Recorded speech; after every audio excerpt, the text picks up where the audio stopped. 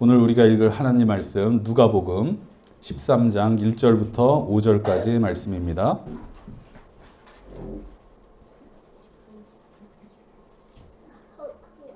우리 한 절씩 교독해서 읽고 마지막 절 말씀은 함께 읽겠습니다. 바로 그때에 몇몇 사람이 와서 빌라도가 갈릴리 사람들을 학살해서 그 피를 그들이 바치려던 희생제물에 섞었다는 사실을 예수께 일러드렸다.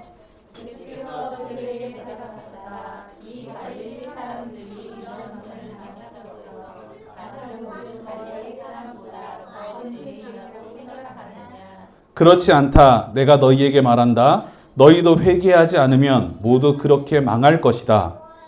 또 실로암에 있는 담이 무너져서 치어 죽은 18사람은 예루살렘에 사는 다른 모든 사람보다 더 많이 죄를 지은 사람이라고 생각하느냐. 함께 읽습니다. 그렇지 않다. 내가 너희에게 말한다. 너희도 회개하지 않으면 모두 그렇게 망할 것이다. 아멘. 자, 오늘은 회개의 대원칙이라는 제목을 가지고 하나님 말씀을 전하도록 하겠습니다. 우리의 신앙생활에서 회개라고 하는 건 굉장히 중요합니다. 우리가 우리의 죄를 회개하고 주님 앞에 나아갈 때 주님께서 우리를 완전히 주님의 자녀로 인정해 주시고 주님의 자녀로서 우리를 더욱더 사랑해 주시는 겁니다. 회개는 우리가 구원의 길에 이르는 가장 중요한 관문입니다. 그런데 이 회개가 회개에도 모든 것이 그렇듯이 대원칙이 있습니다. 여러분이 잘 알고 있을 거예요. 모든 일에는 그 원칙을 잘 지켜서 하고 원칙을 잘 배워서 해야 그 일을 잘 할 수가 있는 거죠. 만약에 축구 경기를 한다라고 생각을 해봅시다. 축구 경기를 하는데 사람들이 축구의 원칙을 배우지 않고 축구를 하는 거예요. 그럼 그게 축구가 될 수 있을까요? 아마 그거는 축구가 아니라 무슨 굉장히 이상한 공놀이가 되고 말 거예요. 야구라고 하는 경기도 있죠. 야구 경기도 이제 야구 시즌이 시작해가지고 야구 좋아하는 사람들한테는 또 천국이 열렸던데 이 야구라고 하는 운동도 그렇습니다. 야구라고 하는 운동도 정확하게 정해진 룰이 있는 거예요. 1루, 2루, 3루의 위치가 정해져 있고 홈플레이트의 위치가 정해져 있는 거예요. 이 대원칙과 룰이 없으면 어떻게 되겠어요? 사람들이 그걸 아무렇게나 자기 편리한 대로 자꾸 움직여버려서 야구 경기가 될 수가 없는 거죠. 이 원칙을 잘 지켜야 야구 경기도 야구 경기처럼 될 수가 있는 겁니다. 우리가 해야 되는 회개라고 하는 이것도 우리가 이 원칙을 잘 지켜야 회개다운 회개가 될 수가 있는 거예요. 많은 사람들이 그냥 회개를 하기는 하는데 회개의 원칙이 뭔지도 모르고 혹은 어떤 사람들은 일부러 회개의 원칙을 왜곡시켜 버리기 때문에 많은 사람들이 회개를 하지만 회개의 효과를 누리지 못할 때가 너무나도 많다라고 하는 거예요. 제가 참으로 안타까운 게 한국 교회는 매일 교인들한테 회개를 시키잖아요. 근데 이 세상에 나가보면요, 기독교인들이 죄를 많이 짓습니다. 그리고 우리 사회에서 큰 무리를 일으키는 대도들 있죠. 큰 도둑들. 이 사람들 보면요, 기독교인들이 엄청나게 많이 있습니다. 왜 기독교인들은 이 사회 곳곳에서 나쁜 짓을 많이 하게 될까? 그렇게 회개를 열심히 하는데 그 이유는 뭐냐면 회개의 원칙이 뭔지도 모르고 회개의 원칙을 지키지 않기 때문에 그래요. 사람들은 왜 이 회개의 원칙을 왜곡시키고 잘못되게 틀어버렸을까? 이거는 우리 같은 목회자들이 반성해야 될 문제입니다. 범죄자들의 검은 헌금이 아까워서 그 액수가 크니까 그 검은 헌금을 자기네들이 만지고 싶어서 악당임에도 불구하고 중대한 범죄자임에도 불구하고 아무런 회개도 책임도 지지 않고 값싼 회개로 모든 죄를 사함받을 수 있는 것처럼 왜곡시켜 버렸기 때문에 그래요. 오늘 제가 여러분한테 질 베른이라고 하는 소설가가 쓴 15소년 표르기라고 하는 이야기를 들려줄 거예요. 이 이야기를 들어보면서 과연 이 이야기 속에서 진정한 회개는 무엇인가 깨달아 볼 수 있는 여러분들이 되기를 바랍니다. 그리고 이 이야기 마지막에는 여러분을 위한 퀴즈가 있어요. 퀴즈를 마친 분들한테는 선물도 있습니다. 그런데 참 안타깝게도 이 이야기는 여러분이 집에 가서 엄마 아빠와 이 이야기를 읽어보고 와야 맞힐 수 있는 문제예요. 그러니까 여러분이 잘 집에 돌아가서 이 이야기책을 잘 읽어보고 목사님이 내는 질문을 잘 맞춰보기를 바라요.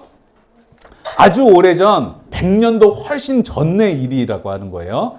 100년도 훨씬 전에 어느 커다란 남태평양의 바다 위에 작은 배 한 척이 떠가고 있었어요. 그런데 이 작은 배 한 척이 떠가고 있는데 갑자기 이 작은 배를 향해서 폭풍이 불어오기 시작한 거야. 우르릉 쾅쾅 번개가 번쩍번쩍 소리가 요란하게 막 하늘을 찢을 듯이. 여러분 번개 본 적 있어요? 번개 보면 어때요? 하늘을 찢어버릴 듯한 소리와 함께 저 위로부터 하얀 번개가 우르릉 쾅쾅 하고 밤하늘을 가르고 내려오죠. 이렇게 천둥 번개가 치는 폭풍이 몰아치고 있었던 거예요. 그런데 이 폭풍 번개가 몰아치는 이 바다 위에 슬라우기호라고 하는, 무슨 배? 슬라우기호라고 하는 배가 이 폭풍 속에서 가랑잎처럼 막 흔들리고 있었어요. 정말 이 바닷속에서 태풍이 부니까, 폭풍이 부니까 성난파다가 조스처럼 입을 쩍 벌리고 이 슬라우기호를 잡아먹을 것처럼 우악! 이 배를 향해서 달려들고 있는 그런 상황이었어. 여러분, 이 배가 침몰하지 않고 버틸 수 있을까? 이 파도를 이겨낼 수 있을까? 이렇게 폭풍우가 몰아치는 바다 위에서 지금 이 배를 운전하는 사람이 누구였냐면 4명의 소년들이었어. 4명의 소년들. 제일 어린 친구는 11살, 제일 나이가 많은 친구는 14살. 이 소년들 4명이서 이 배의 커다란 키를 잡고 폭풍우가 몰아치는 이 바다 위에서 배를 조종하기가 힘드니까 4명이서 낑낑거리면서 이 키를 붙잡고 어떻게 해서든지 이 배를 조종해 보려고 노력을 하고 있는 거야. 그런데 이 배에는 4명의 소년만 타고 있었던 게 아니에요. 이 4명의 소년 외에도 이 선창 밑에는, 갑판 밑에는, 선실에는 11명의 소년들이 더 있었어. 자, 4 더하기 11은? 15. 맞았어요. 이 4명의 키를 잡고 있는 소년들과 선창 밑에서 이 태풍이 지나가기를 기다리면서 부들부들 떨고 있었던 소년 11명 해가지고 15명의 어린 소년들이 이 배에 타고 있었던 거예요. 이 배에는 어른들이 있었을까요? 없었을까요? 어른이 한 명도 없었어. 잘 생각을 해봐. 어떻게 이런 어린이들끼리, 어린 소년들끼리 선장도 없이 어른들도 없이 이 큰 배를 끌고 이 망망대해로 나올 수가 있었을까? 궁금하죠? 그건 좀 이따 알려줄게. 그건 좀 이따 알려줄게. 어찌했든 간에 이 슬라우기호는 이 망망대해를 20일간이나 표류를 하고 있었어. 어린이들만 태우고. 그리고 20일간 표류한 끝에 폭풍을 만났던 거야. 근데 이 폭풍을 막 헤치고 아침이 밝았는데 폭풍이 조금씩 잦아들고 저 멀리를 봤더니 저 멀리에 뽕긋 올라와 있는 삼각형이 하나 보이는 거야. 뭘까? 맞아, 산이야. 저 망망대해에서 멀리 뽕긋하게 올라오는 삼각형이 하나 보이면 그건 산이야. 산이 있으면 지금 가까운 곳에 육지가 있다는 뜻일까? 없다는 뜻일까? 육지가 있다는 뜻이지. 육지가 있다는 걸 딱 발견하고는 이 어린 소년들이 배를 모는 기술은 미숙하지만 그 육지를 향해서 배를 전속력으로 몰아갔어. 그런데 이 소년들이 배를 모는 기술자야 아니야? 배를 모는 기술자가 아니잖아요. 배를 처음 몰아보는 거야. 그러니까 배를 어떻게 조종하는지를 몰라서 전속력으로 육지로만 달려가다 보니까 앞에 그 섬을 가로막고 있는 암초가 있다는 걸 미처 발견 못한 거야. 그 암초가 있는 걸 발견하지 못하고 배가 전속력으로 달려서 암초에 꽝 하고 부딪히니까 배가 어떻게 됐겠어? 배 밑이 부서지면서 암초 위에 이 배가 딱 올라타서 오도 가도 할 수 없는 그런 상황이 돼버리고 만 거예요. 그런데 생각을 해봐. 여기는 환한 바다야, 착한 바다야? 아까까지만 해도 엄청나게 화가 났던 바다잖아. 화가 좀 누그러지기는 했지만 이 바다의 화가 끝난 게 아니었어. 이 암초 위에 슬라우기호가 이렇게 올라가 있는데 이렇게 올라가서 오도 가도 못하는 슬라우기호를 엄청나게 큰 파도들이 와서 철써 왼뺨을 때리고 오른뺨을 때리고 이렇게 하면 안 되겠지. 왼쪽 고무를 때리고 오른쪽 고무를 때리고 파도가 그냥 완전히 이 배를 부수어 놓을 것처럼 몰아치는 거야. 이 소년들은 이제 오도 가도 못할 상황이야. 저 앞에는 육지가 있는데 어떻게 해야 저 육지에 다다를 수 있을까? 이 소년들이 회의를 하기 시작했어. 그 중에서 가장 먼저 의견을 낸 소년이 누구였냐면 브리앙이라고 하는 소년이었어요. 이 소년은 프랑스 출신의 소년인데 이 브리앙이라고 하는 소년이 다른 친구들로부터 굉장히 인기가 많고 다른 친구들이 잘 따르는 그런 형이었어. 근데 이 브리앙이라고 하는 소년이 뭐라고 이야기를 하냐면, 야, 지금은 파도가 너무 세니까 이렇게 육지가 가까우면 곧 썰물 때가 다가올 거야. 그래서 바닷물이 좀 빠지고 파도가 잠잠해지면 우리가 한번 섬으로 이렇게 헤엄을 쳐서 혹은 좀 걸어서 가보자라고 의견을 냈어. 그런데 이 브리앙을 진짜 싫어하는 친구가 하나 있었어. 그 친구가 누구냐면 드니펜이라고 하는 친구야. 이 드니펜이라고 하는 친구는 어떻게 생각을 했냐면 자기가 브리앙보다 모든 면에서 잘났다라고 생각을 했어. 나는 영국의 부유한 귀족 집안 출신인데다가 공부도 잘하는 데다가 내가 잘생기기도 했고 내가 못난 게 하나도 없는데 친구들은 저 브리앙만 좋아하고 브리앙의 의견만 잘 따르는 거야. 그러니까 이 드니페는 사사건건 브리앙을 반대하는 그런 사람이었어. 그래서 드니펜이 다른 의견을 내는 거야. 아니야, 이렇게 성난 파도가 배를 부셔버릴 것처럼 몰아치는데 우리가 좀 위험하더라도 지금 바다에 뛰어들어서 막 헤엄쳐서 저 섬으로 가면 될 것 같아. 그런데 실제로 바다는 작은 소년이 뛰어드는 게 아니라 골리앗 같은 수영 선수가 뛰어들어도 집어삼킬 태세였던 거야. 그럼 이 드니페는 왜 그런 의견을 내놨을까? 그저 브리앙이 싫어서 말도 안 되는 소리를 하고 있었던 거야. 그런데 이 드니펜이 너무 우기니까 그래? 그러면 드니펜의 의견대로 하기 전에 우리가 먼저 실험을 해보자. 우리가 바다에 뛰어들어서 수영을 할 수 있나 실험을 해보자. 이렇게 얘기를 했어. 그러면 누가 먼저 내가 실험을 해볼게라고 나와야 돼. 그 의견을 낸 드니펜이 그럼 내가 한번 해볼게라고 해야 되잖아. 그런데 뛰어들자라고 했더니 아니야, 그 실험은 내가 안 해. 단 사람이 했으면 좋겠어. 이렇게 얘기를 하는 거야. 그래서 하는 시 없이 브리앙이 그럼 내가 되나 안 되나 한번 시범을 보여볼게. 몸에다가 밧줄을 묶고 이 배의 돛에다가 밧줄을 묶은 다음에 내가 혹시라도 뛰어들어서 물 위로 고개를 내밀지 못하고 수영을 못하면 친구들이 끌어올려 주기로 하고 뛰어들었어. 그런데 아니나 다를까? 뛰어들자마자 파도가 이 브리앙을 꿀꺽 하고 삼키고 바닷속 밑으로 쭉 끌고 들어가는 거야. 친구들이 그걸 보고는 기겁을 해가지고 밧줄을 얼른 막 끌어올려가지고 겨우겨우 브리앙을 살렸어.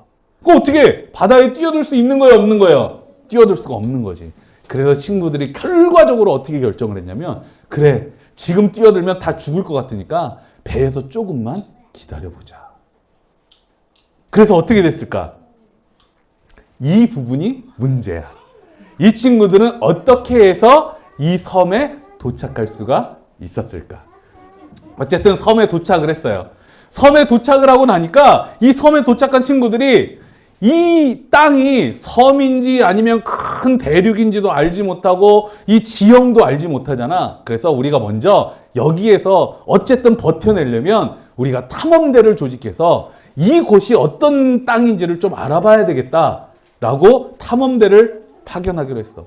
탐험을 조금만 해보니까 금방 이 땅이 커다란 대륙이 아니라 섬이라고 하는 게 금방 드러났어. 그리고 섬을 탐사하다 봤더니 이 섬에 동굴이 하나 있는 거야. 근데 동굴을 딱 열고 들어가 봤더니 그 동굴은 정말 사람이 사는 가정집처럼 잘 꾸며져 있는 거야. 탁자도 있고 의자도 있고 사람이 누워서 잘 수 있는 침대처럼 깎아놓은 것도 있고 이게 어떻게 된 거지?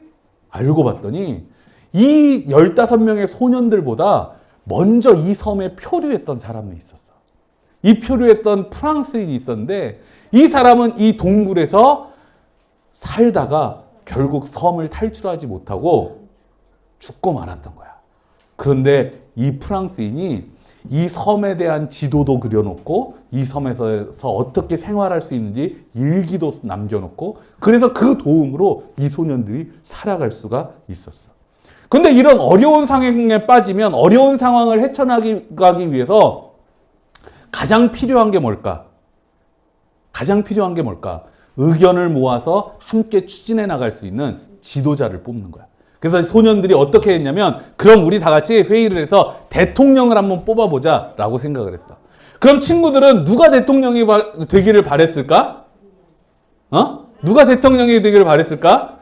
브리앙이 대통령이 되기를 바랬어. 근데 브리앙이 가만히 생각을 해보니까 내가 대통령이 되면 저 드니펜이 사사건건 반대를 하면서 무슨 일도 못하게 할 것 같은 거야. 그래서 이 브리앙이 드니펜도 아니고 자기도 아닌 미국 친구 고든한테 대통령을 맡아달라고 했어. 그래서 이 고든이 친구들의 의견을 모아서 이 섬 15명 소년의 첫 번째 대통령이 된 거야. 그런데 고든이 생각보다 일을 너무너무 잘하는 거야. 일을 잘해서 친구들도 잘 따르고 위기 상황에서도 많은 일들을 해나갈 수가 있었어. 누구 한 사람만 빼고? 드니펜만 빼고. 누가 대통령이 됐든지 드니펜은 브리앙만 싫었던 게 아니야. 내가 대통령이 돼야 되는데 어떤 다른 사람이 대통령이 될 수 있어. 이렇게 생각을 했기 때문에 사사건건 반대만 하는 거야. 드니펜만 자꾸 삐뚤어져 나가는 거야. 어쨌든 이 친구들은 지도자도 뽑고 자기네들끼리 똘똘 뭉쳐서 잘 살아가고 있었어. 그런데 브리앙한테는 한 가지 걱정이 생긴 거야. 어떤 걱정이냐면 자기한테 장난꾸러기 동생이 하나 있었거든. 이 녀석은 얼마나 장난기가 많고 개구지고 사고를 많이 치는지 가만히 있으면 이상한 놈이야. 가만히 있으면 이상한 놈인데 이 녀석이 섬에 들어오고 나서 지내는 내내 항상 의기소침해 있고 항상 주눅 들어 있고 장난도 치지 않고 말도 잘 하지 않고 웃지도 않고 구석에서만 쭈그려 앉아 있는 거야. 동생이 이러면 속이 상할까 안 상할까? 속이 상하지. 그래서 브리앙이 자크가 왜 그러는지 내가 한번 알아봐야 되겠다라고 생각을 했어. 그래서 한번 정탐을 나갔던 수색을 나갔던 그 길에 자크와 단둘이 이렇게 남게 됐을 때 자크한테 물어본 거야. 너 요즘 왜 그렇게 의기소침하고 왜 이렇게 장난도 치지 않고 사람이 변했니? 그랬더니 자크가 형과 단둘이 있으니까 자기가 왜 그런지를 털어놓은 거야. 근데 그 이야기를 듣고는 브리앙이 갑자기 자크한테 화를 막 내기 시작하는 거야. 아니 너가 어떻게 그럴 수가 있는 거야. 앞으로 너는 진짜 나쁜 놈이야. 그렇게 하면 안 되는 거였어. 그러면서 앞으로 너 나한테 한 가지만 다짐해. 지금 어차피 흘러간 일이라서 돌이킬 수는 없겠지만 우리가 하게 될 어려운 일, 위험한 일이 있으면 앞으로 네가 앞장서서 하도록 해. 그랬더니 이 자크도 형의 말을 듣고 형, 내가 용서받을 수만 있다면 꼭 그렇게 해야 될 것 같아 라고 하면서 자크도 동의를 한 거야. 그리고 나서 이 자크가 진짜로 위험하고 어려운 일을 했을까 안 했을까? 진짜로 했어. 어떤 일이 있었냐면 이 드니펜이 항상 뭐 하는 사람이라 그랬지?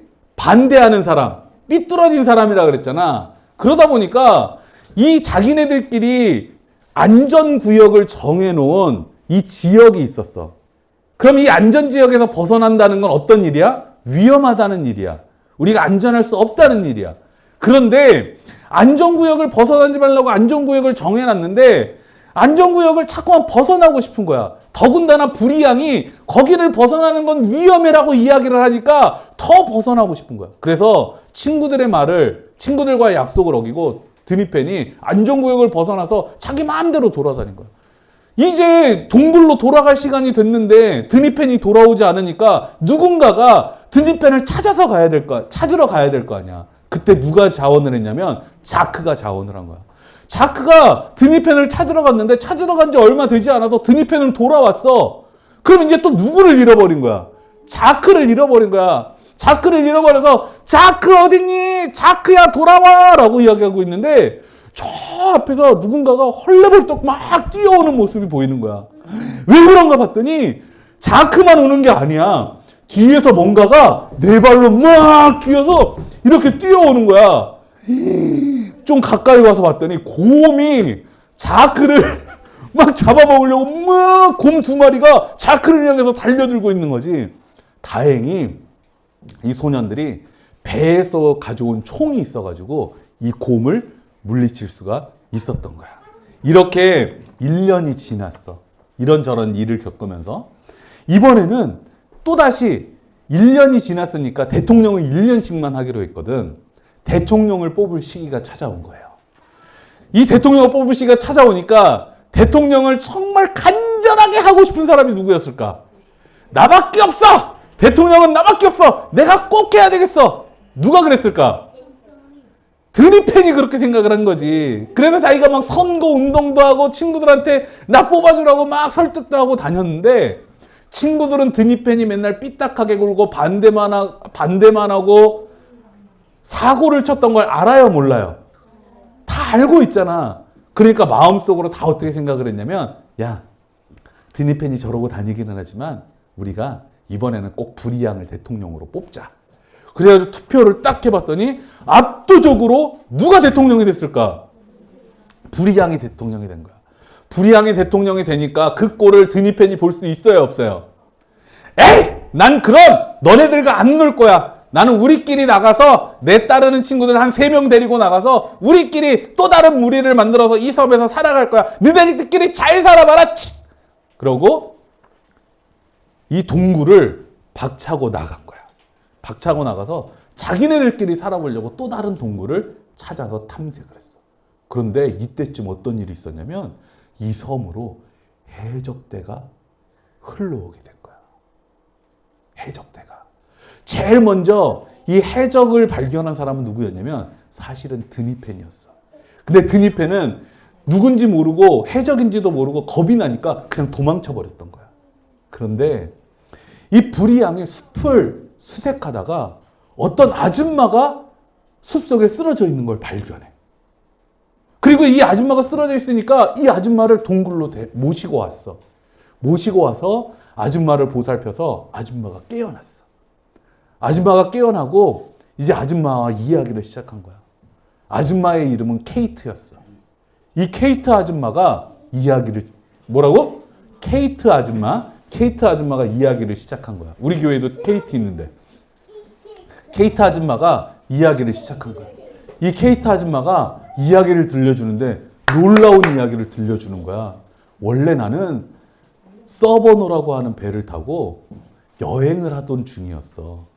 여행을 하던 중이었는데 해적대가 배에서 반란을 일으켜서 선원들을 다 죽이고 이 배를 장악한 거야.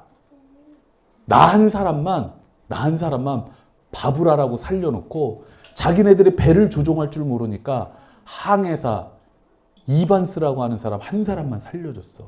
그렇게 인질로 잡혀서 끌려다니고 있었는데 원인 모를 불이 나버린 거야. 그리고 폭풍우가 몰아치는 바람에 그 배가 난파가 돼서 해적들이 이 섬으로 떠내려오게 됐어. 지금 이 섬에 해적이 몇 명? 7명이 있어. 야, 이거 진짜 큰일 났잖아. 지금 이 소년들이 지내면서 자기네들이 이 섬에서 버틸라고 식량도 만들어 놓고 지낼 수 있는 동물도 만들어 놓고 다 해놨는데 해적들이 쳐들어오면 어떻게 되겠어? 가장 먼저 뭘 빼앗으려고 하겠어? 소년들을 죽이고 이 동굴을 빼앗으려고 할 거 아니야. 큰일 났어. 그래서 어쨌든 간에 해적들과 상대해야 되는 거야. 해적을 상대하려면 제일 먼저 해야 될 작업이 뭐야? 해적들이 어떻게 움직이고 있는지를 파악을 해야 되잖아. 지금 어디 있는지. 그래서 소년들이 커다란 연을 만들기로 했어. 커다란 연을 만들어서 연에다가 한 명을 태워서 하늘로 날리는 거야. 그러면 그 사람이 하늘에 올라가서 연을 타고 그 높은 데서 밑을 바라보면서 해적이 어디 있는지를 파악하기로 했던 거지. 일단은 커다란 연을 만드는 데는 성공을 했어. 근데 연을 타고 사람이 하늘로 올라가는 게 위험한 일이야? 안전한 일이야? 너무너무 위험한 일이잖아. 문제가 뭐였냐면 이 연을 누가 탈 것인가가 문제가 됐던 거야. 이 연을 누가 타게 됐을까? 이 연을 누가 탈까를 가지고 얘기를 하는데 자크와 드니펜이 서로 자기가 타야 된다고 우기면서 싸우기 시작하는 거야.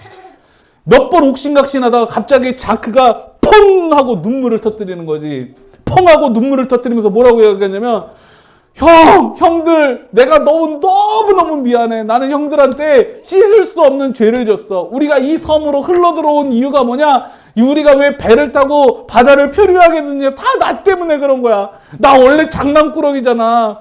모두 새벽에 출항하기 위해서 배 안에서 잠들어 있을 때 선장님이나 선원들은 다른 데 가서 식사를 하고 아침에 오기로 했는데 내가 자다가 새벽에 갑판에 나가봤더니 배가 닻에 묶여 있는 거야. 그런데 이 닷줄을 보자마자 장난기가 쓱 올라와가지고 이걸 풀어버리면 어떻게 될지 보고 싶었어. 그런데 이걸 풀어버렸더니 배가 갑자기 항구를 떠나서 바다로 흘러가기 시작한 거야. 나 때문이야. 용서해줘. 그러니까 내가 이 죄를 씻기 위해서라도 저 연을 꼭 탈 수 있게 해줘라고 이야기한 거야. 그런데 자크가 이렇게 얘기할 때 자크가 눈물을 흘리고 있으니까 자크를 가장 따뜻하게 안아준 사람이 누구였는 줄 알아?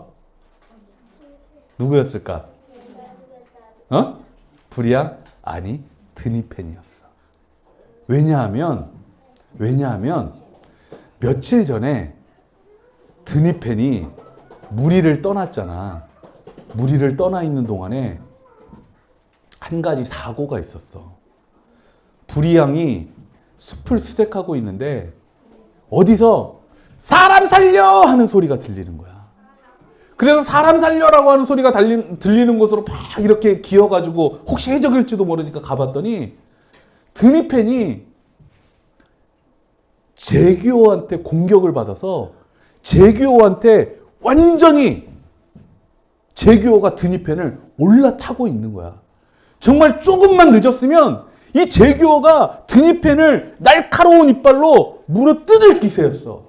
그걸 보고는 순간적으로 튀어나간 불이양이 제규어한테 달려들어서 제규어를 드니펜으로부터 띄어내고 제규어가 서로 부둥켜 안고 뒹굴기 시작한 거야.